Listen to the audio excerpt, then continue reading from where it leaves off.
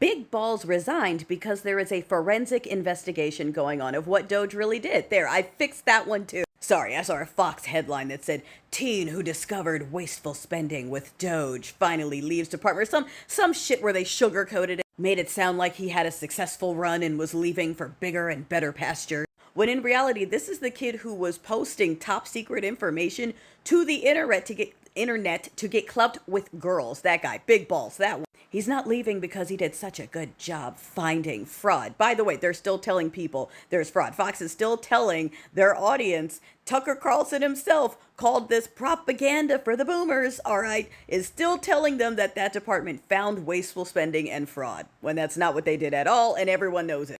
Anyway, yes, there's a forensic investigation going on showing who touched what, who did what where, who downloaded what, who took information, and prepare to see more resignations like his.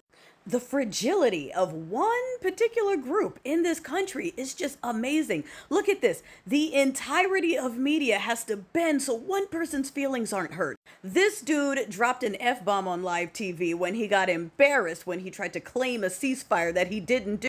And to make up for it, to cover for it, Vance in his pants went on live air and flipped the bird. He tried to be slick. He was like, "Oh, the liberals keep greeting me with this finger." You know, he tried to be like, it's them doing it, but he still went on there and gave everyone the middle finger on TV. Again, to cover for daddy cursing on TV. And at NATO, our rep, whoever his name is sitting up there telling everyone, well, sometimes it's okay. Sometimes daddies have to use language. He's speaking to a room of adults about how daddy gets to use rough language sometimes. Okay? Yeah, everyone's laughing. Everyone's laughing at us. The only people who aren't laughing are the hillbilly ISIS people. But you know what? I'm going to end this on a little bit of a good note. Did you know in the California case they requested a bit of discovery, darling? I had missed that part.